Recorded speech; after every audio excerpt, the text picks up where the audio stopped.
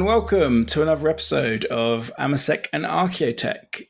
And on today's episode, we were going to be looking at what we've been hobbying, have a look at some new releases. We will be looking at the perspective of an event organizer in the Heresy space, and we'll be looking at a thematic mission that me and Ched have put together. So, without any further ado, how are you, Ched? I'm very well, mate. Thank you. You're most welcome. And also we have a special guest. We do. A dear friend, Rupert. You'd like to say hello? Hello, guys. Thanks for having me on. That is A-OK, mate. It's good to have you here. Yeah, I'm excited. Lovely. How the devil have you been? I've been doing good, thanks. Yeah, not bad the last couple of weeks. Good. Right. What have we been hobbying? Mitch, you start. What have I been hobbying? Well, I have been in the depths of the Mechanicus. I have been trying to build 3 Thanatars. 3? As many as 3, Mitch? That's insane. All at the same time. I've done a lot of leg days. And I've done 12 Phalanx as well. So when you said the small detachment of Mechanicum... yeah, about that. Making friends, are we? Me and Ched split the original box, which was the Battle Force? The Battle Force or Battle Group, whatever it's called.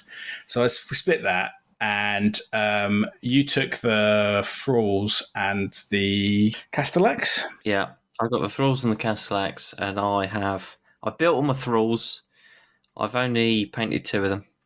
But I built them all. Yeah. I haven't even looked at the Castellax yet. But yeah. And I've got the Dominus as extra. Yeah. So and then I got the other side, which was the Conveyor and the 6 Phalanx. So then I went and brought another 6 Phalanx, and then I won a Thanatar at one of at someone's event. Oh yeah. Yep. And then I brought a second Thanatar because it was Black Friday. And then they released a third Thanatar, which was the Calyx, as a part of this recent box, which is the Battle Force, which I then purchased. So I have that on the other side of the coin. And when I say a small detachment, hurtling very quickly to a 3,000 point army. Yeah.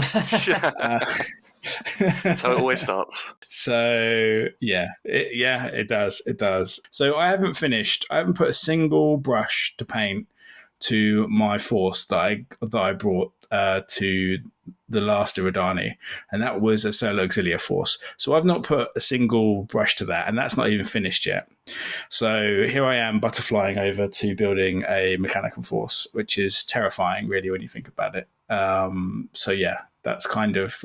I did 60 solo auxiliary in one go, batch painted, and rushed 40 of them to get to being appropriate but not finished. And then that broke me for about 5 months. So everything since then has just been me building all of the stuff for the Mechanicum since then. So yeah, that's been me, chaps. That's been me. You'll forget your primary colours, mate, if you leave it any longer. That is true. Well, I've written them down somewhere. I got the bug basically because I told you this before, but the whole listening to someone talk about Mechanicum as the undead, and then I...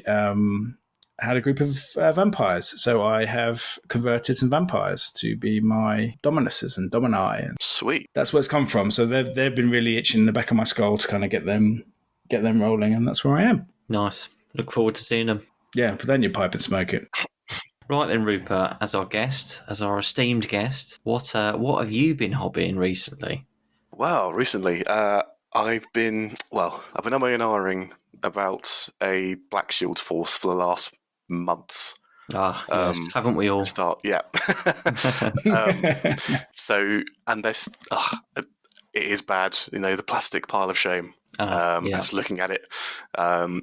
Opportunity, Rupert. Opportunity. Exactly, yeah. Opportunity cost. So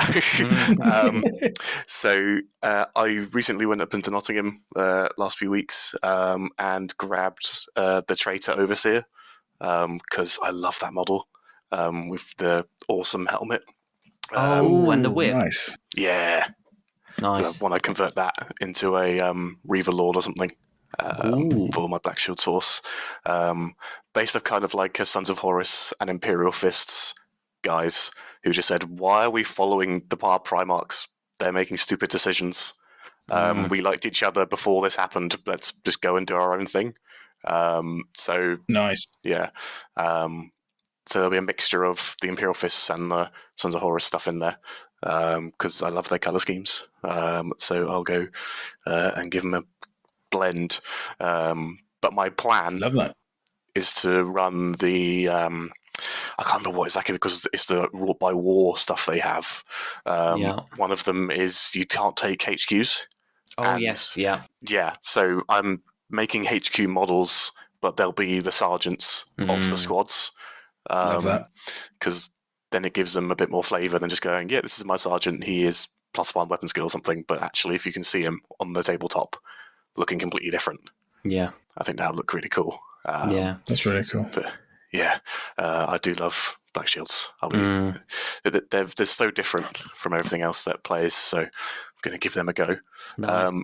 But not heresy-wise, I mean, I'll calling me a heretic for this. I've been dabbling back into 40k. Oh, okay. Oh, that's not what I expected to hear in the old mix. Yeah, so in our local club, they have a crusade force going on, and I recently went to the Grand Narrative last year, and that was really fun. And the crusade guys here seem quite good.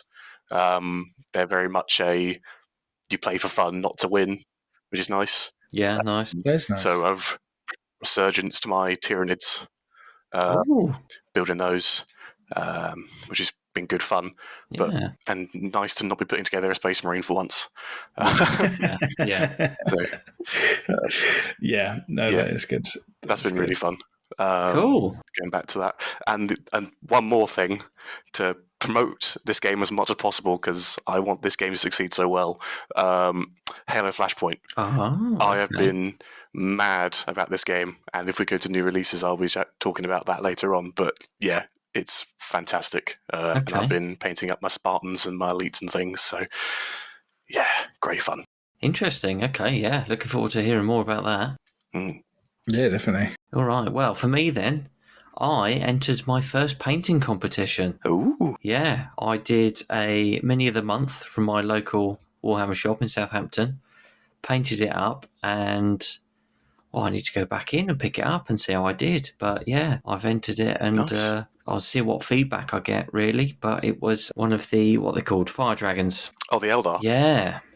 Nice. Yeah, so that was fun, concentrating on that, and it's nice to actually know that you fully finished something as well, because sometimes I get to a point and I'll be like, oh, I can do that later or something, but often don't get around to it. So it was nice to actually push myself and get something 100% finished, which is really nice. Yeah, I can imagine. Was it a classic one, or was it one of the new ones? It was one of the new ones. It was, just a sort of a normal guy, not an Exarch or anything. But yeah, I do sort of like Eldar, like the old school traditional ones. I've been liking the new kind of revamp they've been going through. So I was happy to give one a try. I've done some old school Dire Avengers recently as well. I found my bits box from like 2002, so bits like that, and then an old metal Ranger. Jeez. That I painted up as well. So a few little Eldar bits I've been doing just as it was all being released, and I was getting excited about it. But then I recently bought the military attaché guys from Necromunda, because the guy with the cane is going to be my marshal for my little Solar Auxilia. Because I won, speaking of winning, but I won from the raffle the Velataris, is that what they're called? The guys with the Volkite guns? Yes, Velatari, yeah. Yeah, so as I won them, I thought I'd get a leader going on. And that's the model I chose. I thought he looked pretty cool with his sort of lion's paw metal leg. So I've got him to paint up as well. And yeah, some thralls as well. Yeah, you've got going on. That's How is he put together? Because he's resin, right? So how is he? Yeah, he's resin. And yeah, it was all right to put together. I had to hairdryer the cane a bit just to sort of bend it a bit straighter and straighten it out. But no, it's cool. I got some little bit of gap filling to do, but yeah, I'm looking forward to painting him actually. Nice. Yeah. That is, I have to say, after building so much plastic, people say they hate resin, and I get it, but equally, part of me is a bit like, looking back at some metal miniatures and going, you know what? When it's all ready and you can just paint it, sometimes that's quite nice, as opposed to 50,000 pieces for a hand.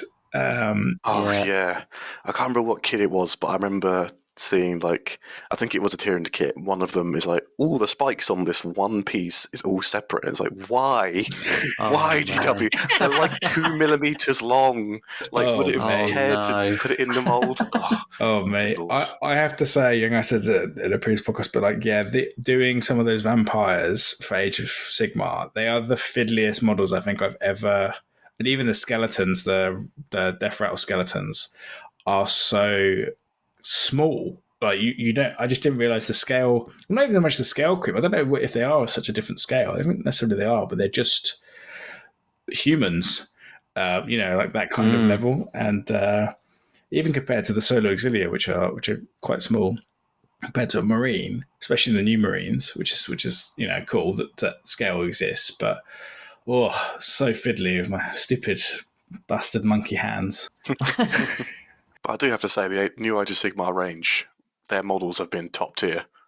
Like, you need to give the guy who's designing Age of Sigmar into 40k, because, good lord, some of the 40k sculpts coming out recently. Whew. Yeah, I think that's been a consistent thing for quite a few years. Is if you want to look at where the genius really lies, it is in those Age of Sigmar stuff, because it's truly some awesome stuff that's coming out. Like some of the sense of movement and flow you get from some of them is just really incredible. Yeah, definitely. The new releases at Adepticon with the sort of the Mongolian inspired, Chinese inspired force, they look so cool. I am very tempted to start. So Old World wasn't really my thing. I wasn't bothered. But then I saw Cathay and Dragons. I was like, okay, maybe. Yeah. Well, I was talking to Mitch about White Scar conversions, and he said you could use them as a militia force to go with your White Scars. Oh, that'd be sick, yeah. Yeah.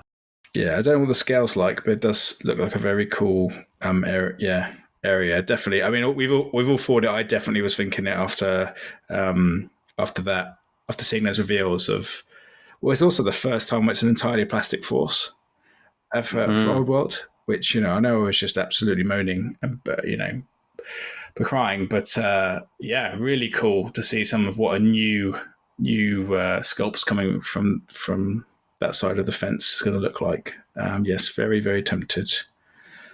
Although I just don't need another game. Game. But who does? No. Well, what's our next segment then, buddy? We're already here, mate. We're in new releases. I mean, we're talking about it. So I guess we should just cover some basic bits and pieces that came out of the Adepticon. We won't go through the whole thing, but I think Cafe is definitely probably my standout, as we mentioned. Also got some serious Dynasty Warriors vibes from me. Obviously, it's China. Of course, it would do. So, just need to get some small people and paint them in yellows, some Yellow Turban Rebellion, then we're all sorted. Mechanicum-wise, there was the Mechanicus kill team, right?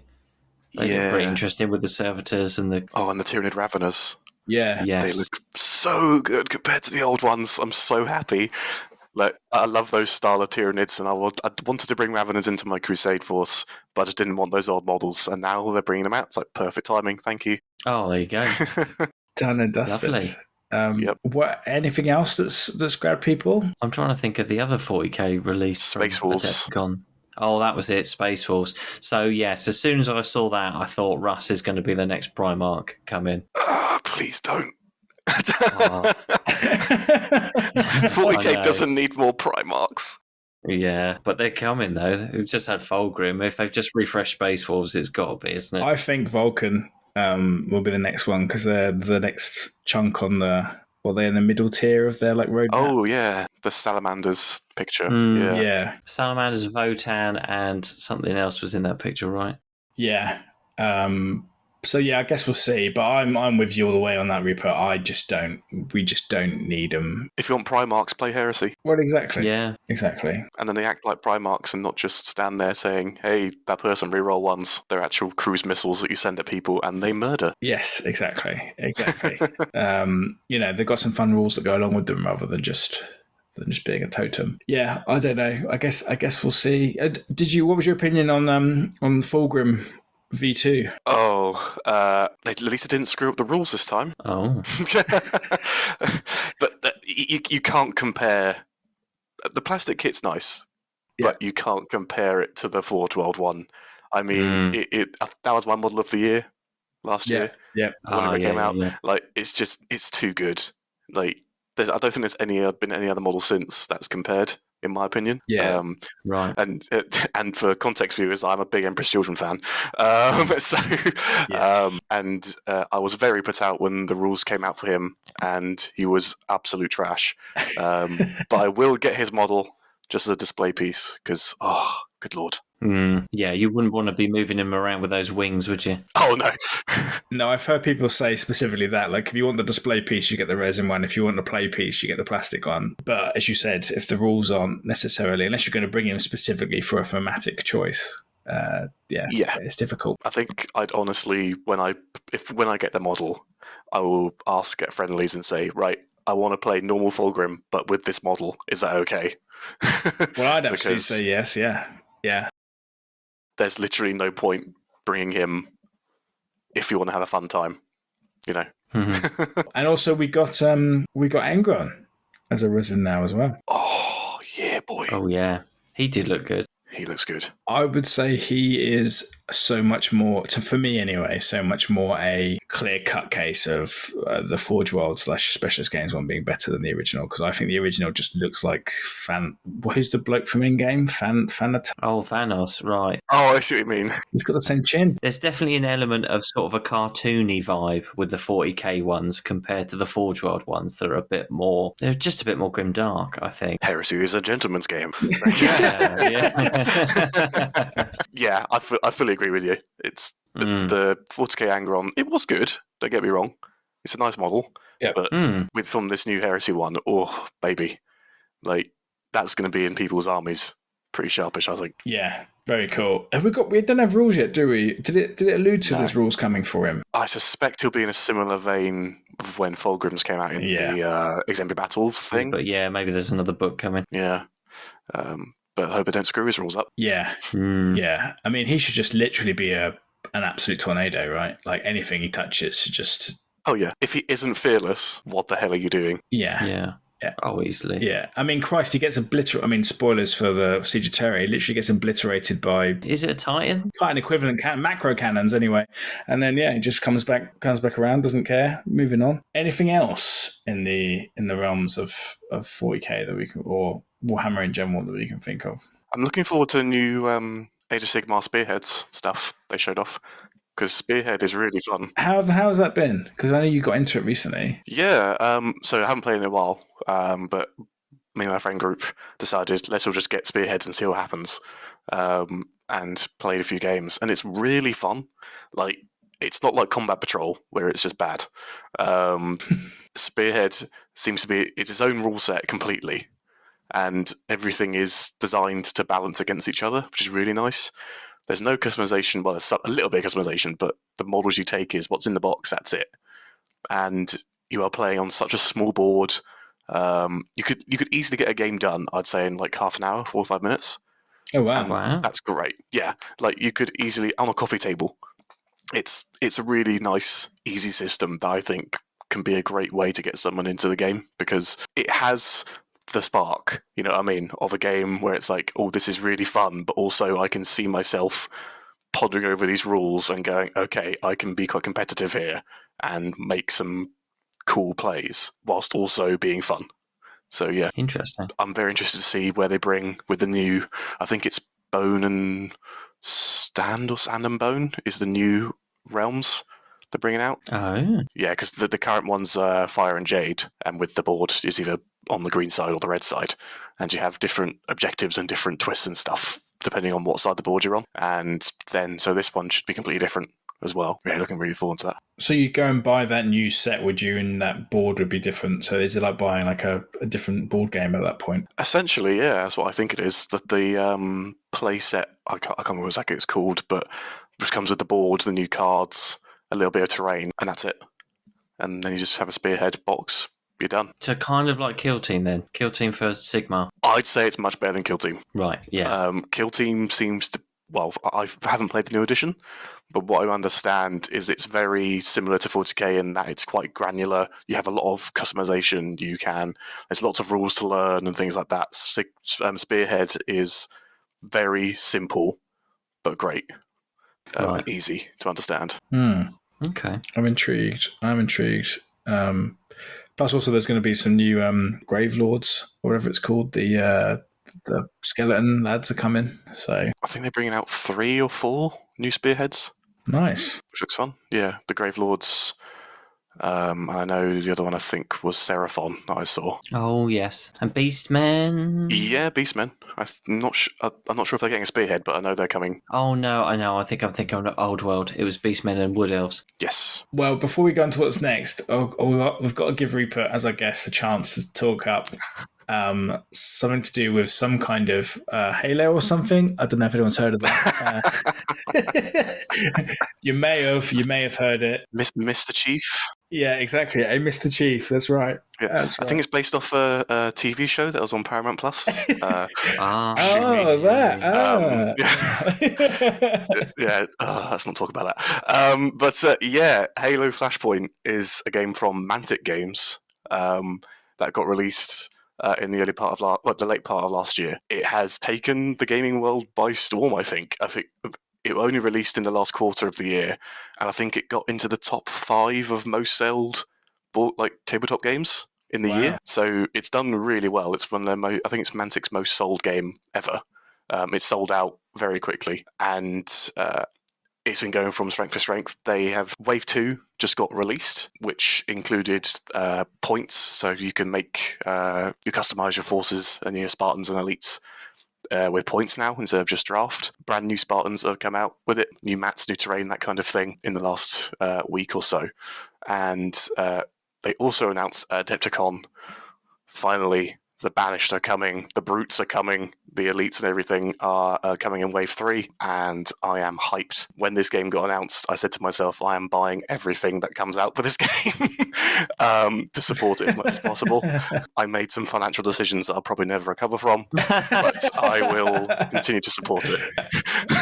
Yeah, you need everyone else to jump down the well with you. You single-handedly got this out. Yeah, I will hold this company up. I've been burned twice. There was 2 other Halo games that came out, one Fleet Battles and one Ground Command game. Both companies went belly up within a few months of it going out, so I'm holding on to hope that Mantic will stay, and I think it's a big enough company that it won't just crash. They're known for other things, aren't they? Other than just... Yeah. But it's definitely brought me into the wider scope of other companies and playing other games, because I must say, Halo Flashpoint, if you want something that is quick, competitive, and makes you think, whew, it's super easy to get into, but the skill ceiling is high. And I like to have... What I wanted is a game that I can put my time into to be competitive. I like to win. Heresy, in my mind, is more narrative. Whereas this is, right, you bring your team, you are here to win at a tournament. And that's what I like. There's something completely different. Yeah, that's cool. How does it? What's the model count? What are we talking? Give me a description. How does what's a game? It's 4 models each usually. 4 models. Yeah, it's a skirmish game. Wow. It's played on a grid of 8x8. 8x8 what? So the cubes are 3 inches, I think, each. Oh, okay. Yeah, I'm looking at the square maps. Yeah. I'm on the website, and all the terrain is cardboard. Yeah, so the starter sets all come out with cardboard terrain. You can buy plastic terrain, which I did, and they're coming with more cardboard terrain as well, which is really nice. You can buy the set and be playing in less than 10 minutes. Wow. With it together. And it's all under... The system is using cubes, so there's no tape measures or anything like that. You say, like, oh, my guy has range 3. It's like, okay, I'm 3 cubes away from you, I can shoot you, kind of thing. It's very free-flowing and easy. So all you need is dice, the mat, some terrain, 4 models each, maybe even 3 if you spec people out with ridiculous upgrades, which I wouldn't recommend unless you're running Master Chief. Mm. It's definitely my thing in a minute. Yeah, fair. No, it sounds well. It sounds you're excited. And how many have you played a few games then? Yes. So I played a lot of local stuff, and I also when I was in Nottingham when Warmer World and I picked up the Overlord, I was there for the first tournament at Mantic's HQ to play Halo Flashpoint. Came 6th out of 22 players. So Wow. I'll take that. Yeah, not bad. Well done. It was very good fun. I missed out on winning my third game. So I went 3-1. 3 wins, 1 loss. I missed the one. The one I lost was lost by 1 point. Ooh. And it was against a rules writer, so I'll take that. Yeah, for sure. Absolutely. No, that's awesome. I would highly recommend if you want a new skirmish game that's very easy to pick up and you're kind of interested in Halo, get on the train. It's going. Interesting. Okay. Yeah, something to definitely look at, especially if it's, as you say, a much more tactical, less narrative, just more, crunchy, we're doing this is happening vibe. So we've done new releases, and now we're going to turn our beady eyes on our guest. Because, Rupert, not only are you a very fine gentleman to chat to about all things wargaming, you're also an event organizer, I hear. You hear correct, yes. And I've hosted both you guys a couple of my events. 3? Ildani, 3 and 4. Yeah. What made you make the plunge to become an event organizer? Because that's you're on the other side of you've through the looking glass here, people, at that point. And what was it that gave you that first desire to go for that? Well, I can't remember exactly what it was, but so we have quite a big friend group from university in Nottingham, and that's kind of spread out to lots of different. And we were always saying, "Oh, let's run events. We can do things together." I was like, "Yeah, okay, but who wants to do it?" And we had one of our good friends, Raf. He ran 40k. We ran the Bad Ab War. Oh, nice. Oh, cool. Remixed. So some of the sides got switched and things like that. And we all had to bring a small force and came together. And that was really fun. I really enjoyed that, playing through that. And I helped a little bit with Raf, setting up things and thinking missions and stuff. And I was just thinking, well, I think I could give it a go. I've played some Heresy events in Warmer World and some other ones. And I was like, well, some narrative events I've been to. And I'm not going to say names and things like that, but they call them narrative. They say, oh, okay. So all 18 Primarchs are here. Yeah. Right. all the first captains are here. Okay, great. And then every other named character you could think of is, for some reason, also here in this tiny system. Right. And okay, so you have custom missions, at least, maybe. No, we're just going to roll from the rulebook. I was like, okay. So that's, at the end of the day, that's just a tournament in my mind. Yeah. And yeah, so I thought I could probably do something like this and give it a go. And quite luckily, my friend Dylan, who I met through university, friends and things like that, was setting up a charity at the time. It's called Gaming for Good. It's run a few different events in Nottingham to raise money for local charities. And I was thinking, well, I'd like some support on my first time doing this. And Dylan's a great guy. I'm sure he'll help me out. Mm-hmm. And I thought, well, let's link it with that and make it do some good at the end, play some games together and raise some money. Yeah, if you can have some fun and maybe help someone along the way, why not? Exactly. So we got together, and it wasn't all just me. I have to admit, I asked a few different people to help me out. Obviously, Raf, who I mentioned before, Dylan, a few others. We all kind of chipped in to the pack. And I fully admit, the first time I ran an event, it was a... Are we allowed to swear on this panel? Oh, yeah. Okay, it was a cluster. Yeah. So the laptop that I had on the second day with all the scores, I didn't bring my charger and it died, so someone had to run to the house and get the charger. Like, the table... the booking at the place, they didn't realise that there was going to be a Magic the Gathering thing on the same weekend, so we had to scrunch together on the tables. Oh, blimey. Yeah, it was a lot of problems, but you learn from those problems. Oh, yeah, right? very much so. But I wanted to make something that was different and run something that would be recognisable, rememberable from each player and have a different experience. And I thought, okay, so from this kind of thing, we're going to blanketly say there's no named characters in this place, because this is a war that's happening, a fight that's happening in the far off reaches of the Heresy. No one knows what the hell's going on. The galaxy's on fire, and this could have been lost to time completely. So that was the first rule that we all decided to say, let's not have named characters. And we said to ourselves as well, let's do custom missions. So for every round, there will be a custom mission for everyone to play. It could be completely busted. It could be balanced well. We don't know. We're just going to make them and see what happens, which definitely figured out on the day. Yeah, some of them were a bit busted and didn't work out well, but you change them on the fly, and we did. And it worked fine. And we also decided to do war zones. So the narrative was you had to gain control points for each zone for your team, and each zone provided a bonus to your side at the end of the round, which, to be honest, was a lot of work to keep track of, and I don't think people realised what they had until I walked over and said, you can do that. I was like, oh yeah, of course I can. You learn from that. You learn how to make things more interactive and people remembering stuff. So yeah, I ran my first event, I ran my first singles, which was a great success. Then we decided to run a doubles and another singles. So we've done 3 events so far. So Dylan ran a doubles after mine, and then I ran another singles and another doubles set in the same... It's the system, yeah. Yes, Iridani, which I... I stole the name from where Master Chief is born, from Halo. There you go. So linking it all in, and I stole some stuff as well from different franchises for different narratives. What artiste has not taken influence from elsewhere and made it their own? Exactly. But I wanted each event to be different each time.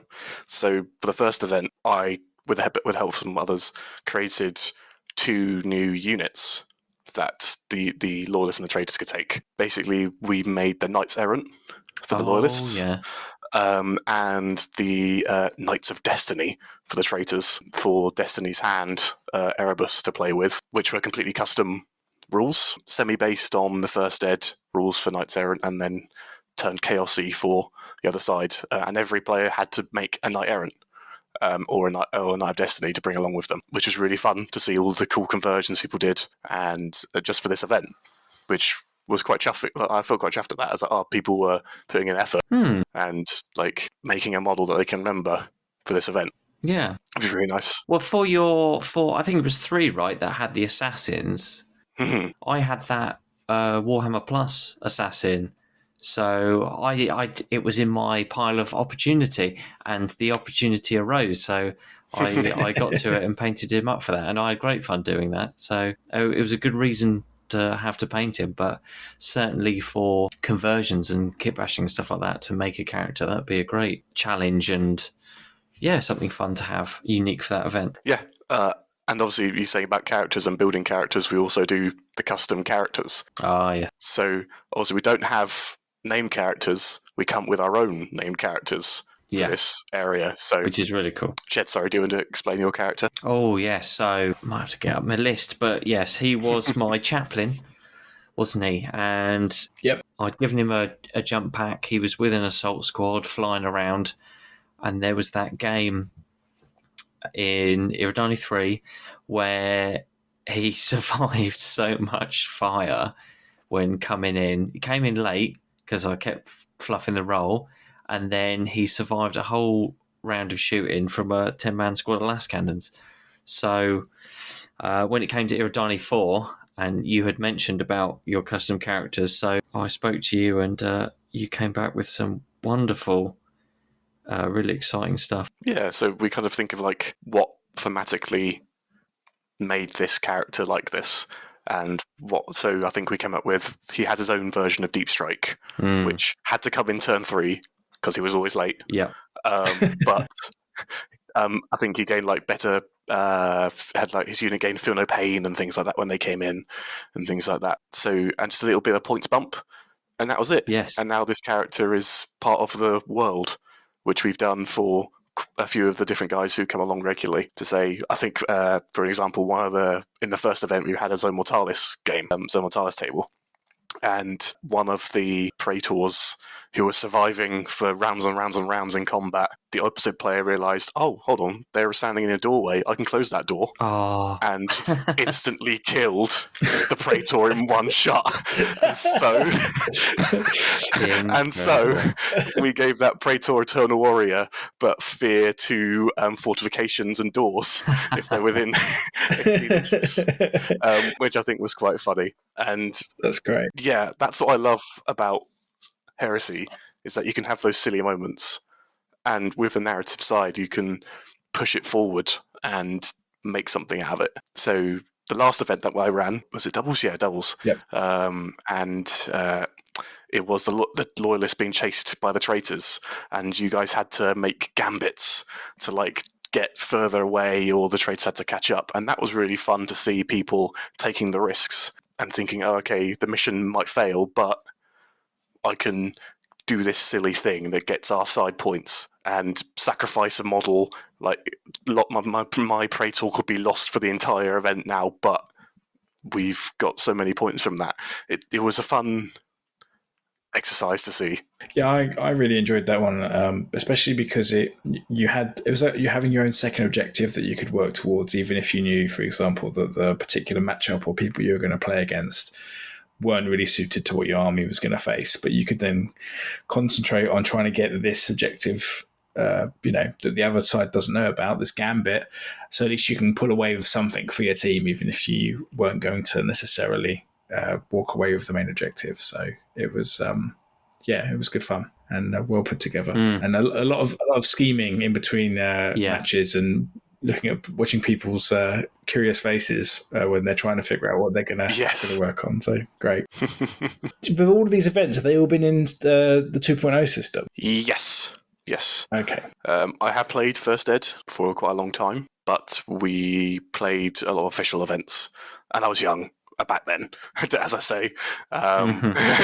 Totally not young now. A wee lad. A wee lad. Yeah. I just didn't have the confidence to do that kind of thing and run it. But now, I think 3 times they've all been successful. People have liked it and want to keep going. Yeah, that was my next question. When's the next one? Soon, TM. Cool. It will be at some point this year. Probably be a singles, because the last one was a doubles. Okay. But I have to think of the hook. Right, yeah. Because I want it all to be different every time. Yeah. Obviously, the first one was the Knights Errant thing, and the Assassins, the second one, the Gambits for this one. I have to remember who won, actually. I think it's equal right now between traitors and loyalists. I believe so, yeah. Yeah, so this could be the decider. Oh, yeah. For the whole solar system. We'll see what happens, but I will definitely keep you in the loop. Yes, please. And spread it out to the rest of the people. If you're watching, Nottingham, come along. It'll be great fun. We'll as soon as we know, we can advertise. Thank you. Are you aware of another podcast and what they've put together recently? It's a podcast called Heresy Hammer. Yes. And the event list, which I think is a truly fantastic resource for the hobby. If for those who don't know, it's on Heresy Hammer, their website, and on there is a giant list of events, and people can submit as basically a big bulletin board, which is a big help for those instead of having to scribble around in Facebook and Eventbrite, which I hate. It's awful. I hate Eventbrite as an app. I hate it so much. I cannot tell you how much I hate that app. I'm just going to create a separate podcast all about me just being a one man in this microphone screaming about Eventbrite. That's my my new side project. Yeah, so I believe Dylan is already in chats to get some Game for Good stuff up there. Nice. Everyone more Heresy things, so Perfect. That'd be good. Yeah, that was such a good idea. The hobby definitely needs it, because as you say, it's all the Heresy stuff is all just through Facebook or just through Eventbrite, and just you sometimes just miss it. Yeah, exactly. Like apparently, there's an event going on. I try to avoid Facebook at all costs. Yeah.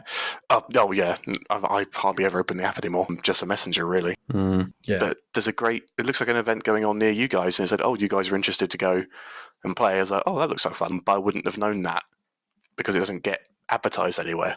No, exactly. So a very useful tool going forward. So one question I've got, Rupert, about being an event organizer is how do you...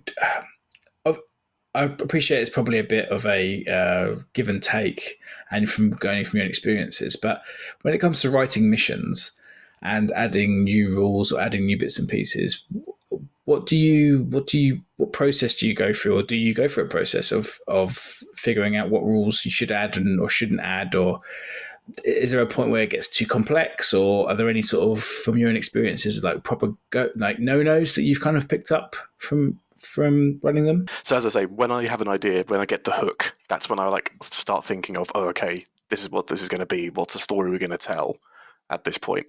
And then I think of like, okay, what mission structure makes sense to sell that story to the players and to not railroad it. The last couple of times, so my first event I ran, we just had a mission per mission basis. You just played those missions in a row, and the story, the story was there, but it wasn't as fleshed out. Yeah, and it didn't really have, it had agency from the players, but it also didn't really change much of how you were playing. Whereas when I ran the second tournament for Assassins, I decided to make a branching system. So we started with the first mission, and then depending on who won the last mission, it goes into the traitor or loyalist side, and then continue on from there. So I had basically double the amount of missions that we actually played on the days made, which was a big ask. And then for the third missions, I didn't do that because I realised that's a lot of work. Writing double the amount of missions and trying to make them unique for each side was time consuming. And now with like my job and things like that, there's not a lot of time. And when you're doing this and not making any money out of it, I'm doing it for charity. You got to think like, okay, I've got to prioritize time here. But still, rules-wise, that I'd learn to not include. I think we can probably discuss some of that when I'm looking at your mission later on in the show. Okay. Wow. And what a way to tell us. What a way to tell us. But I don't, in my mind, not a lot of stuff is out of bounds. As long as you can have a reason you for can tell he's an Emperor's children. You can tell he's an Emperor's children. Oh, yeah. The strive for perfection. Yeah. Everything's good when you try it once. I wouldn't say anything is completely like in the realm of you can't do that. Yeah. Unless it's like, oh, you just lose. Like, well, that's not fun. Obviously, that's not fair. Mm-hmm. If you take the time and have a team with you, it's not just me thinking of all these rules. It's people who are part of the team coming together. I put the kind of shell of like, I want this mission to look like this and have these things, and then the rest of my guys go, no, that's too much, turn this down, no, this, maybe do it this way, how do you see this envisioning on the table, kind of thing. And that's really helpful. If it was just me, I don't think it would be as good as it is when I'm running these events, but having the guys to back me up and look at my stuff and say that this should be changed, we come to a much better position. And that's definitely what some advice I give to somebody is don't do it alone. Have other people around you to bounce off, because you will go insane. That's some very sage advice. Yeah. Not only does it keep you on a sane path, it also, helps. I guess it must also help you refocus sometimes as well if you've got other people around you to pick you up, sharpen your own tools and reflect on things as well. Yeah. What is your opinion on those that do have restrictions on like list building and things like that? Do you find that to be a useful tool? Because so far, every other event we've been to, and Chad, obviously correct me if I'm wrong, but there's been some kind of there's a lot of limitations I see out there in the world. Especially on nights, isn't it, for you? Well, yeah, as a night player, I see that it's a hell of a lot. Yeah, so we do have restrictions at Gaming for Good. We do restrict like the Dreadnought thing, but that's just the community in itself has done that. So 1 per 1,000 points. It's obvious. Come on, guys, don't do that. I believe flies were restricted for a bit, and then we realised, no, they don't need to be restricted. They're perfectly fine as they are. If anything, they're bad, and people taking them is cool. So we're allowing that. And we actually allow, in some of our events, some of the Lords of War restrictions to be lifted, so you can take bigger stuff, because everyone wants to play with their big toys, right? Yeah. And it's just like, one of my friends wants to run the Mechanicum Ordinatus drill, the big drill thing. Beautiful. Which they bought, and it's like, oh, but it's like 5 points over the 25% of 3K. It's like, well, screw that, take it. Yeah, because who cares at this point? Super heavies are bad enough as it is. Just take them, like have a bit of fun with it. Specifically that one as well, where the rules are not written very well at all, and it's like, and I think it literally says in the rules like confer with your opponent before the game begins. It's like, wait, what? What, for the Ordinators? Yeah, the one with the drill, because it's so massive. Really? You can't really, when it comes in from Deep Strike, where do you put it? It's so ridiculous. Yeah. I guess that'd be the same as someone to bring in a Storm Eagle, or even a Thunderhawk. Well, Thunderhawks I've seen flying around, but a Storm Eagle is such a giant piece of. It's a piece of scenery that you're bringing, basically, aren't you? Oh yeah. You could travel it around, I guess, but it's so big. But I think in regards of other restrictions as well, we look at lists. We ask for the lists to be provided at least a couple of weeks in advance, and myself and the team get together, read the lists, and say, "Hold on, mate, you're bringing 20 Phalanx Warders and Stone Gauntlet with the apothecaries and stuff. That's not fun. Change your list. Oh, you're running 3 telepathy librarians. Why? This is narrative. What? Come on. The community knows what's broken. If you're a new player, that's fine. We can say, okay, we can tone down the list a little bit. We'll help you with it because we want everyone to have a good time and use their models, right? Not to the expense of your opponent just seeing the list and going, well, I don't want to play that. Yeah, I guess new players have a tendency to come in, kind of do a bit of research, see what's maybe good and get the wrong end of the stick maybe, and sort of think, well, I need that, so lean into maybe some more powerful lists. Have you found that you've had to change many lists over your time? Some. Right. Some people get into the head of, oh, this would be so cool, let's do this, and we'll go together and that'll be fun. And then when you look at it, it's like, guys, this is, I understand you think it's really cool, but 3 sovereigns in a 3K list for demons, come on now. let's be real. That's not fun for anyone. Yeah, there has been some pushback on some things that have been too good. At the end of the day, it hasn't swung the games that much, I don't think. I think most people's lists have been okay. We have learned that Porphyrians need to be banned, or at least given more points, because good God, if you allow a Porphyrian from a Night House into your list, you are a monster. Just, yeah. I mean, the only restriction on them currently is that they're resin. Yeah. I mean, if they weren't resin, they would be in every single one, wouldn't they? I mean, Heresy Thursday this week. plastic Porphyrian. Oh no. The community does side heavily. Yeah. Yeah. But I think you just have to think what will be fun for me, but also for my opponent, to play with. Because this isn't a video game where you're playing by yourself in your room and you're against randoms. This is, you have a person across from you who could very well be your friend, and you want them to have a good time, not for them just to pick up their models and put them back in the box, Yeah. Nice. There's much more of a social contract, and from my perspective, that the best thing about the game is the fun you're having with the person on the opposite side of the table. In some respect, it could be any game you're playing in between you, but it's the fun you're having with the people at the event, and spending time with. We've only got so much of it in the modern world, so better be fun than turn up and get your teeth kicked in and not expect it. I think it's the surprise that's the when you go into an event like I have to admit, when we first went to the Warhammer World and it was Throne of Skulls, and it was like, oh, okay, this is not what I was expecting. These people are here to hurt people. Yeah. Especially even for the doubles stuff. I was like, Jesus Christ, like even doubles, come on, it's doubles. Let's have some fun. But no, there was some pain being dished out to people there. Yeah, Warhammer World is very known for its competitiveness, I'd say, even with some of the narrative events, which I must admit were great. I loved their the team event.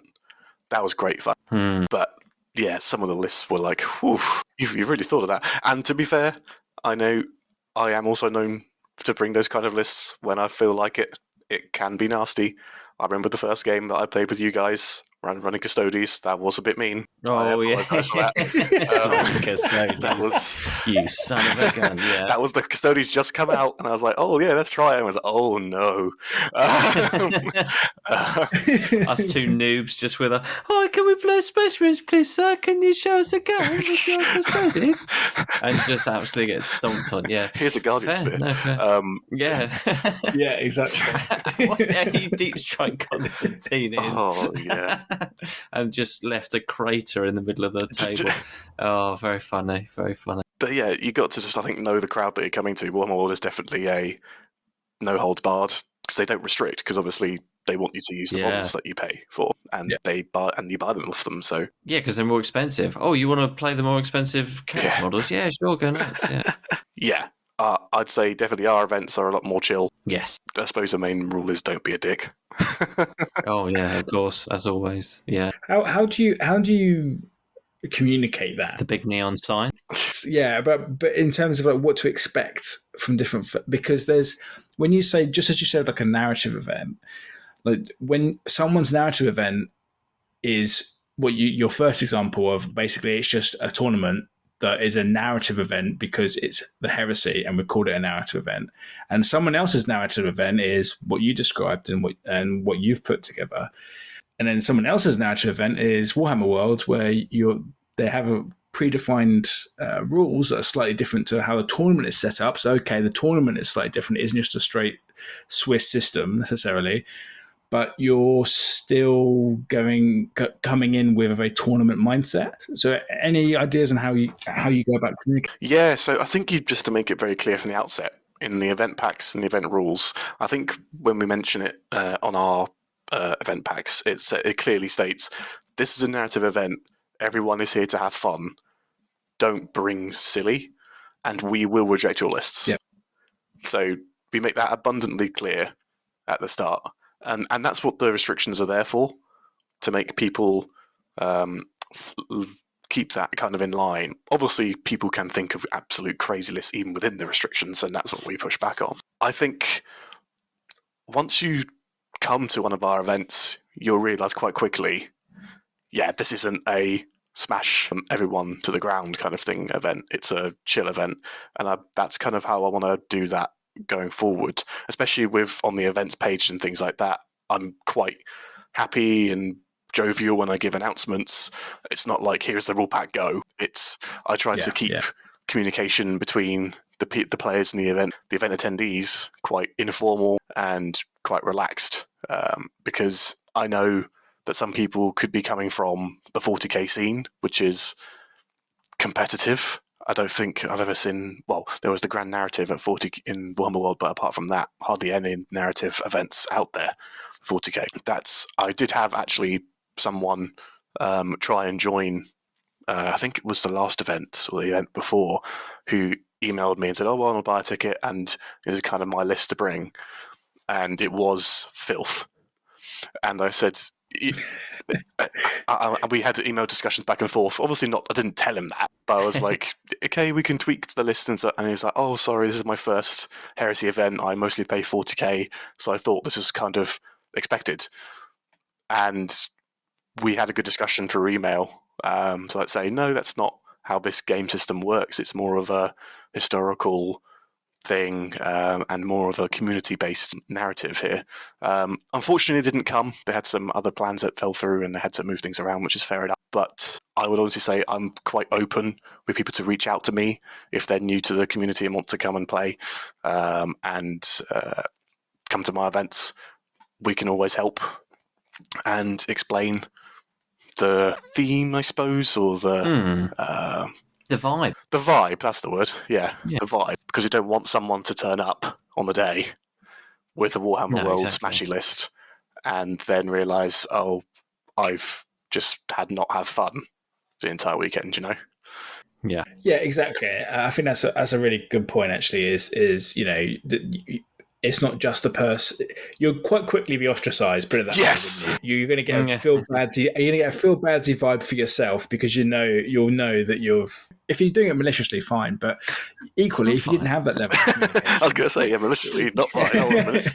but if you didn't have that level of communication, if you literally weren't even checking lists and anyone could come, and then you were brand new and you turned out and you, as you just saw that example of that 40k gentleman, thinking a very different game set comes along, hasn't had any communication or hasn't had that sort of vibe check, and then has walked straight in, they'll very quickly realize that this is not what they were expecting as well as everyone else. And at the end of the day, people are paying money to come to something. So I want to make sure that they have the best time possible for everyone, because once your money's down, I have an obligation to make it good, right? At the end of the day. Because I could just take your money, give it to charity and go, right, there you go, lads. There's tables, play games. But I don't want to do that. I had a question about the last two we've played with you. You weren't playing yourself. Mm-hmm. You were taking sort of like the overlord position. Did you learn you needed to do that the hard way, or were you always of the mindset that you wanted to take that sort of step back from actually gaming and kind of oversee everything? Yeah, so the first event I ran, I didn't play, but I heavily realised that what I needed to communicate with the players is, if you are discussing a rule with your opponent and you don't know, look it up yourselves, discuss it between the players, and then come to me. Because my first event, I was probably running around more than anybody else who was actually playing. I was being called over, so, Rupert, what's this rule? What's this rule? Blah, blah, blah, blah, blah. And I was so knackered at the end of the weekend. I was like, oh my God, if I was playing and this was how it was, I could not have done it. And that's kind of where I realised I can't be playing the game and also being the person who's running everything and making sure everyone's okay, keeping track of time, doing all that, because someone has to do that. Yeah. And you can't be responsible for a game as well at the same time, because, again, that's the same thing of someone has paid for this. People have paid for these tickets. If I'm playing a game with you and I'm not putting all my effort into playing the game, then that's not fair. So I want everyone to have a good experience. So I would rather sit back, have the rest. Well, you say rest, but see what's going on at ground level. Because on my first event, there was lots wrong. I fully admit a lot of the missions were wrong and they were a bit unbalanced in ways. But because I wasn't playing, I was able to change the missions on the fly and think like, okay, we'll change how this works. The victory points will be different for here, and stuff like that. Because then otherwise, I could not have done that if I was playing. No, yeah. And I probably am there as a sub if needs be. So if someone drops out on the day, I will bring an army anyway, just in case to fill that spot. Yeah. To make sure it all runs fine. But no, I would not play at the same time. Right then, Mitch, any more questions from you? Rupert, is any advice to people out there who may be considering it or, are not too sure whether they should make the plunge? Any advice or key tips that you'd give them? Yeah, so I would say don't do it alone. Always have people with you to help you out, especially if you have a diverse people who, let's think who know people in the industry or know who's a friend with a shop who can help you out, arrange tables and things like that. Is great, because obviously we have our friend Dylan. He has some great connections who has helped me out booking tables and getting raffle prizes and things like that. So that wasn't on my mind. That was on other people, because it's not just getting the event together on the event pack, it's also finding a place to play, making sure you have terrain. Does this place have food? If you're running a raffle, how are you going to get the raffle prizes? If you're having prizes, who's getting those? It's not all just down to you. And if it is, good luck. I salute you if you do it yourself. But that's my biggest bit of advice. Secondly, just do it. Just see how it goes. Your first one will probably be crap and it will be stressful. But if you've got the bug, which I do, Mm-hmm. after my first one, you will keep going and you'll make better ones and you'll learn from your mistakes. I'd especially say if you like DMing in D&D, this is basically big scale D&D with miniatures, right? As I'm the dungeon master, watching this story unfold. Bitches, yeah, the War Master, yeah, the War Master. And if you are into that kind of thing, I'd 100% say, if your friend group is like, oh, we'd like to do it, but no one's stepping up to the plate, just do it. And I think you'll make some really, really fun memories if you do. Nice. Well, I can attest to the memories. I've enjoyed both your events, and I can't wait for the next one. Thank you, mate. That's all right. Yeah, I hated all of them. Mitch is banned. He moaned all the way there and all the way back. Instantly banned.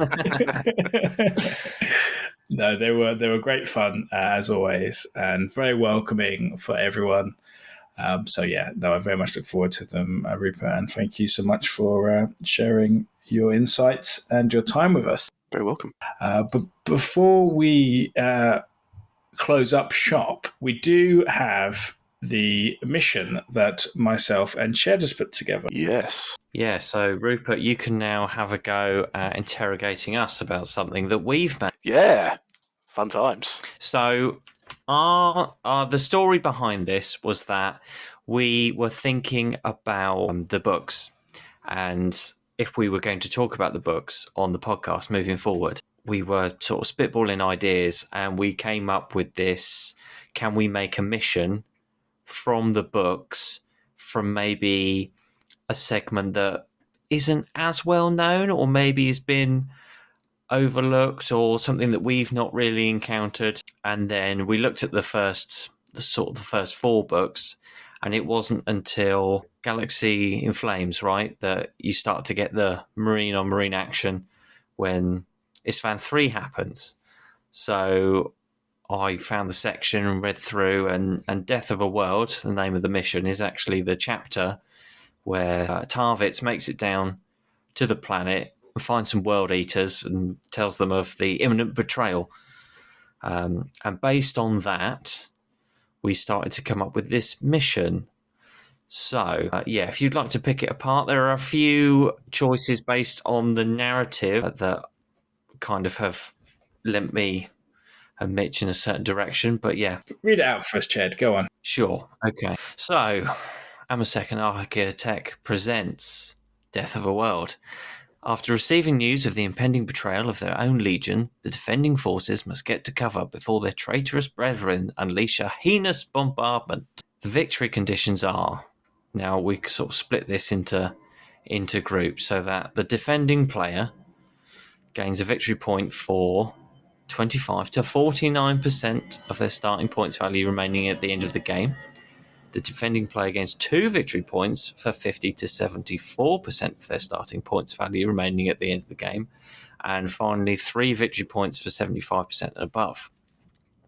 So you're trying to stay alive, which, is kind of pretty standard stuff. But they also get 2 victory points for destroying the attacking unit's Primarch unit because of Angron landing and just charging into them at the Isstvan 3. I thought it was quite important that the attacking force has a Primarch to play around with. And I wanted to open it up as well so that you could do this with other legions, that maybe if you were doing an alternate version of the Heresy. But the attacker wants to gain victory points by destroying the defending player. And again, it scales up in the opposite fashion of the defender. So ending up with 3 points for destroying 75% and over. For strategic advantage, we've gone for the attacking player having a strategic advantage. However, they're not actually deploying until turn 2. It's a bit of a funny way of looking at it, but I didn't want to have a turn 0. It's almost like, I don't want to say mini game really, but with the narrative of Isstvan 3, they're trying to get into cover. They know the betrayals happen. They're trying to get into cover. So we've got some deployment to do with the terrain. And first turn is essentially the defender getting to the bunkers. and being within cover so that they can survive. There's a chance, if they're too far away, that they could actually get souped by the virus bomb. So It's quite the adjective. yeah, the soupening. The defenders deploying in a circle. I've gone for 12 inches circle in the centre of the board. Just trying to think of getting 3k worth of stuff in a circle, but I think that might work. That's up for debate, of course. Then the attacking player is deploying at turn 2 on one of the short board edges. The first turn is the defender with the full force deployed, trying to make it to the bunkers, which I've come up with describing as a special rule. Scattering from the centre of the table, 2d6 plus 3 inches to make it a bit challenging, because I'm thinking, well, if a unit can run, plus initiative, that's 11 inches. So average on 2 dice, 6, 7, plus 3, that's really pushing it. So they've kind of got to run there. And to get within the 1 inch of the terrain. And if they don't, they're dead, basically. Souped. Which kind of, you put you on a back foot necessarily, but again, is trying to go with the narrative of the book. I've said no vehicles, limited armory, because just of that passage in the book, there's no vehicles yet, really. The attackers are coming in on flyers.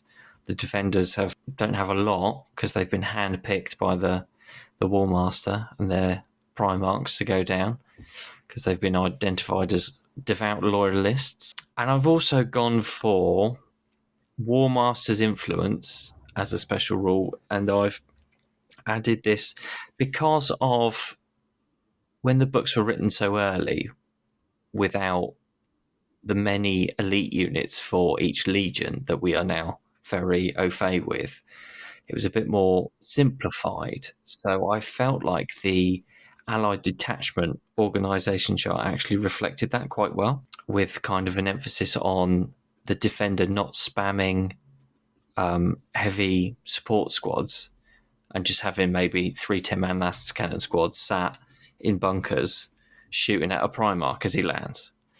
With just the one slot there, it kind of, I feel like it balances maybe slightly. To represent sort of targets, having a HQ choice that must be a Centurion in addition to that Allied force detachment. And I've mentioned here you can have him painted as a different legion, but I was wary of allowing any other legion rules to be used in case there's any sort of overpowered shenanigans going on with maybe being able to join Trusted Allies? Swarm Brothers and stuff like that. Swarm Brothers, yes. Yeah, and then, attackers having a Primarch. So that was kind of the thinking behind that, Rupert. Yeah, I think it's really cool. I like the idea. I think there's definitely some ways I see that can be done. So I like the victory conditions. That's really cool. So like just killing more things, because the problem I have when you say like, oh, you have to like survive or something like that, there's always going to be that one guy who's like, oh, okay, I'm going to put my one model behind a building and he's just going to stay there and then I win. Which I personally hate. And that's not how a game should be, in my opinion. But forcing the defenders, to come out and also kill, that's a good idea, to get points, because otherwise you could just hunker down and just like go, right, my game's done, see what you can do, kind of thing, which I think is really good. What I would say is because I love the story, because as soon as I saw it, I was like, yeah, this is this fun. Mm-hmm. And the virus bomb thing, if anything, to make it easier, I would say the bunker rule's cool. I like that, like having the bunkers and stuff scattered around. Yeah. But to represent the casualties and stuff, because I think it could be quite swingy. Depending on what you roll, you could either have everything survive and you're fine, or nothing. Right. Because you could spike boxcars. I know it's unlikely, but you could spike boxcars for all those scatters 15 inches away, then nothing can get there. Yeah. And just be killed. So what I would say is keep the infantry thing, keep no vehicles and stuff, but limit the amount of points that the defenders have. Oh, okay. Compared to the attackers, to say like, so then you're not also, you're saying you didn't want to turn 0, you're not then losing turn 1. Right. because the first turn is essentially just, okay, you're moving up the defenders into their positions, and then the attackers come in turn 2. Whereas if you just said, right, the defenders took losses, you are on less points than your opponent to start with, then the game is already up. So then the attackers could be deployed at the same time. And turn 1 is, all right, the bombs have hit, we're coming in. Right. So that, and then you're already in the bunkers and stuff. I think it'd be quite feels-baddy if you had a great unit, you deploy it somewhere, and suddenly the bunker is scattered 15 inches away. It's like, oh, well, my cataphractic terminators are never going to reach that. They just get blapped. Yeah, souped. But if you just say, like, okay, the attackers have 3,000 points, but the defenders have 2,000 points, but you start in bunkers and have fortification rules, that could be interesting. Yeah. So there's going to be that swing of the attackers will have more, but that's the narrative, right? Yeah. The attackers destroys a load of people before the Vivaris bombed Isvan 3 and attacked afterwards. So I think that would probably make things a little bit easier. Okay. One small thing I would say is allow the Centurion to have the rules of their legion, because I think that'd be fun. Yeah. Like, I think there's a little dude who's just completely different, who can do something special. Like, could you imagine? And as well, you could say, like, you could take Saul Tarvitz. Yeah. As well, that could be cool.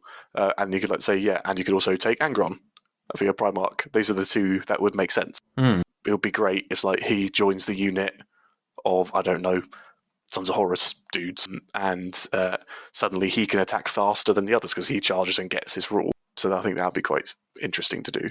But apart from that, that's really only my main complaints. Okay. Not complaints, but what's the word? Criticisms. Yeah. Because, I like these kind of missions where it's one person's on the back foot, right, but has another advantage in a different way. Because if you actually ran the fortification rules for the bunkers and had them be their armor and stuff, that means, okay, you have less points, but they have to crack through essentially land raiders to get to you. Because you're full of infantry, right? Yeah. And that means that, if Angron does run into the field, he'll have to get through the building first.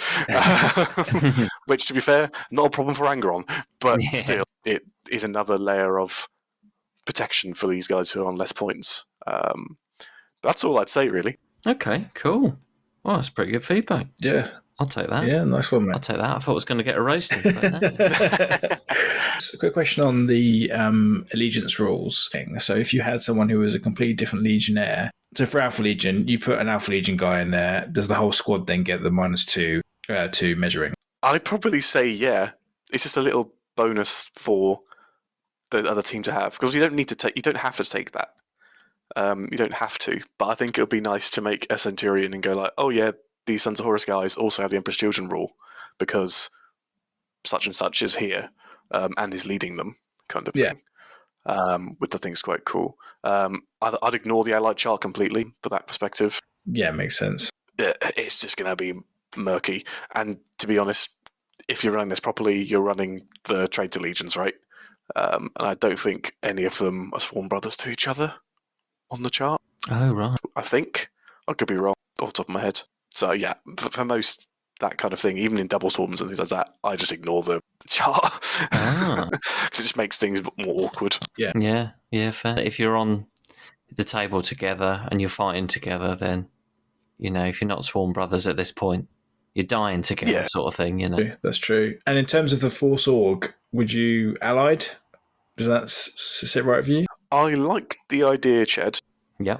I'm wondering if you could fit enough points-wise into it. Right. And also, you technically can't take a Primarch in out of detachment. No. So you probably could fit it in, but then it does heavily restrict like other HQ. Like you can only have one HQ. You can only have 2 elites and 4 troops. Oh, is it? Oh, I thought it was 3 elites. 3 elites, 4, because it's normally 6. So 4, 1 heavy, 1 fast attack. Is it? Oh, okay, cool. I didn't think it was that. I thought it was less than that. Yeah, so you probably could do it, but I'd just stick to the standard Force Org. Okay. To be perfectly honest. I guess the only thing you did say, Ched, when we did talk about it, is you were concerned about heavy support squads. Yes, that was my concern, that a defender could then have more, 3 10-man last cannon squads or less. But if they've got less points, that will be difficult. Yeah, and I'd also say again, like, this kind of mission isn't a tournament mission, right? It's a narrative mission. So you come to this mission expecting to play narratively, and if it's used in an event, you can see the list and go, no. Like, Right, yeah. It's the prerogative of the players at the end of the day. Yeah. And if someone was the defender and said, "Yeah, I've got my Imperial Fists with a Castellan and all my Autocannons. all my autocannons and las cannons and stuff," I'll just go, "All right, cool. You have your game then. I'll walk away." Yeah. Because that's not what we're here for. Peace out. Yeah. And Imperial Fist were not Isfan 3 anyway. So yeah, I think it just comes down to the players at the end of the day.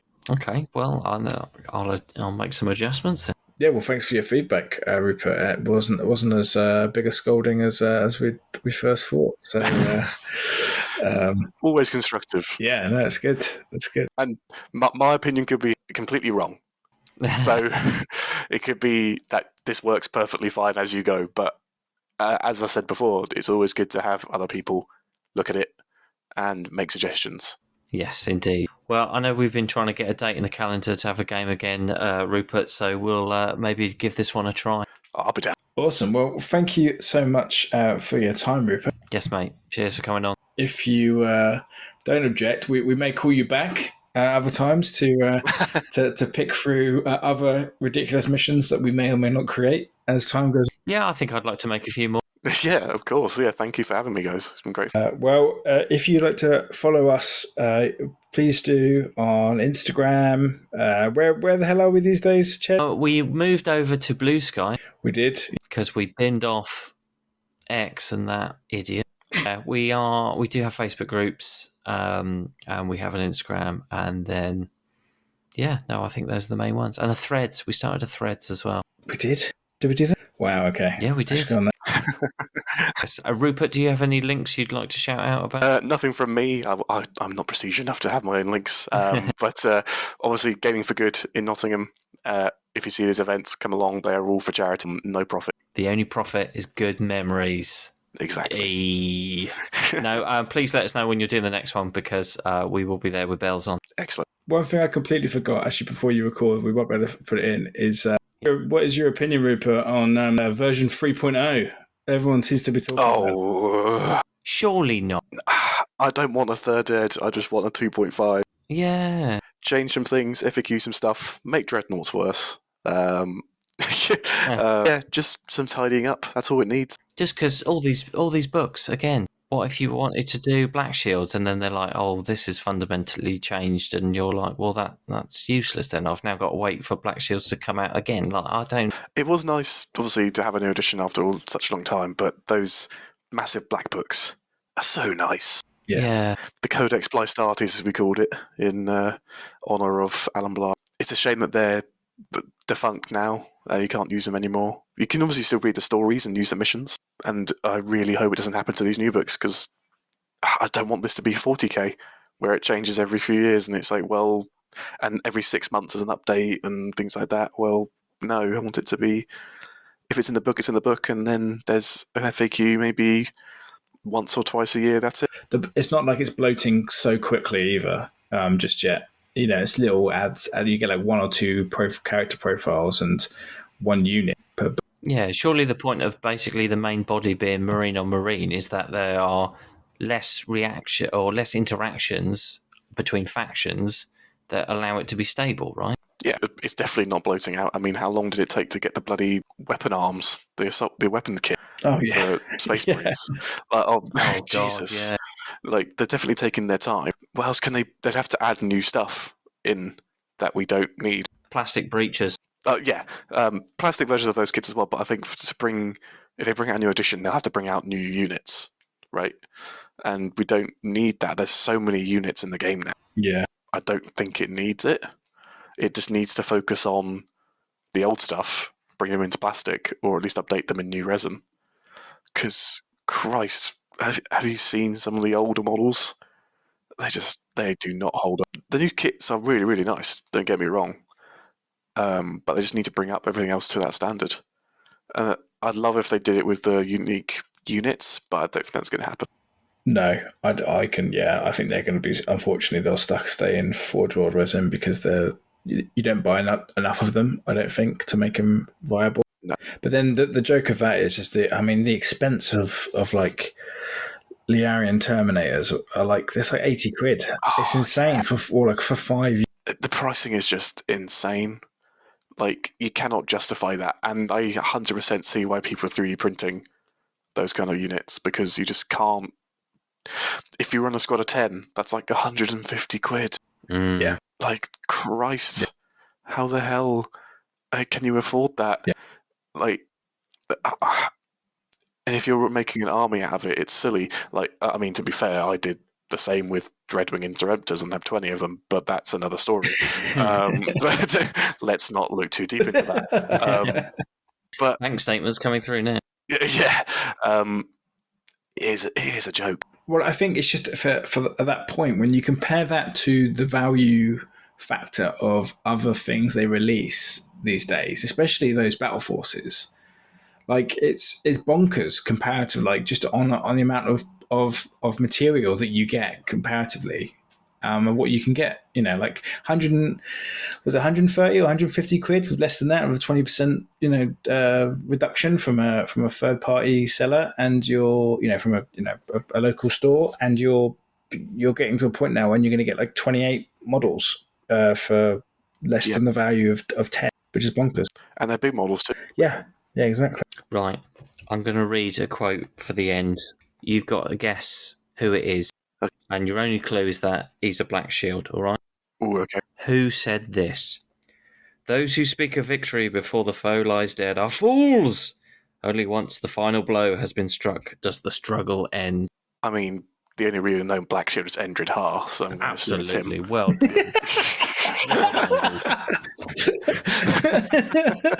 done. Our esteemed guest does it again. I mean, what other Black Shield is there? Ted. Yeah, And Gerald always was. Gerald, yeah, exactly. Well, thanks, guys, and thanks so much for your beautiful time. Thank you, Rupert. You're welcome, guys. Great to see you.